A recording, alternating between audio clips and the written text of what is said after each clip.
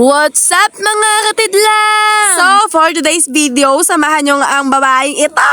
Samahan nyo nga siya dahil meron siyang meeting. Huwag kang feeling, trabaho lang naman ang gagawin mo. So, ayun nga mga katidlam, ngayon na nga lang ulit ako nakapag-upload ng aking video vlog dahil nga tinatamad ako. So, ayun nga mga katidlam, fast forward nga natin tong video na to dahil tinatamad ako mag-voice over. So, ayun nga mga katidlam, nakasabay ko nga itong babaitan tong lakwatsera na to. Baka isipin nyo, kasabay ko lang at naglakad lang mag-isa yan. Hindi po, kasama niya ang nanay niya. At ayun nga mga katidlam, wala na nga akong kasabay sa part na yan dahil bumaba sila sa maisan lamang. Ay ala, ubob siya. Hindi po sa maisan bumaba yun, sa chill tap lang. Inaamin mo na sarili mo. At ayun nga mga katidlam, fast forward nga po, nakababa na nga ako sa jeep at pupunta na nga ako sa aking patutunguhan. Ano yan? Sa langit, be! Punta ka na doon! Bilisan mo!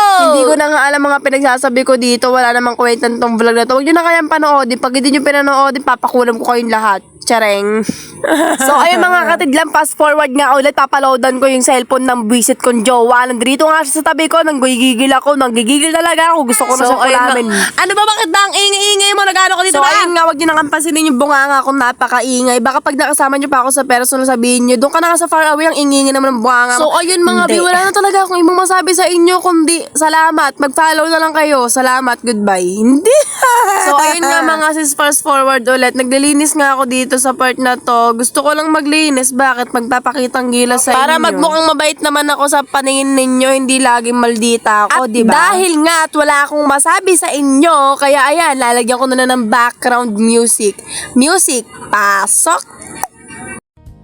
Basta't isipin di magbabago, damdamin ko sa'yo, sa'yo lang ito. At ayun na nga mga katidlam, alas 3 na nga ng hapon dyan at nakikita nyo naman, kakain pa lang ako dyan. Mga katidlam, alas 3 ng hapon na ako nakakakain na, hindi po Siyempre, nag-aalmusal ako, hindi pwedeng hindi ako lumamon, patay gutom pa naman ako. At ayun nga mga katidlam, sa part na nga na to, nagkaroon na rin kami ng customer. At ayun nga mga katidlam, sa mga hindi nga po nakakaalam, ang aming Facebook page, ito nga po pala yun. Masarap ang mga kape dito mga katidlam at saka mga pagkain. Siyempre, ako may gawa ng drinks, tapos yung amo ko naman ng may gawa ng pagkain. At ayun nga mga katidlam, sa part na nga na to, nagsasama rin na ako dahil 8:40 na nga ng gabi dyan. Pa-out na rin kami. Alas 9 kasi yung out namin nga pala mga katidlam, hindi nyo nga po pala alam no kung saan nga pala itong Daddy Coffee. Facebook page namin mga katidlam. Meron din po pala kami sa Batangas ng Daddy Coffee. Ayun po yung pinakaunang branch ng Daddy Coffee. Nga pala mga katidlam, dito nga lang yan sa Holy Trinity sa Santissima Trinidad Street. Puntahan nyo na mga katidlam. Promise, di kayo magsisisi. So, ayun nga mga katidlam, may sasabihin nga po pala ako sa inyo na importante. Baka naman mga katidlam, subscribe nyo naman yung YouTube ko, yung TikTok, at yung Facebook Tulungan page ko. Tulungan nyo naman ako makaangat sa buhay para matulungan ko na rin yung mga magulang ko. Makikita ko talaga yung mga hindi mag-follow sa Facebook page ko, followers ko sa TikTok account, subscribe sa YouTube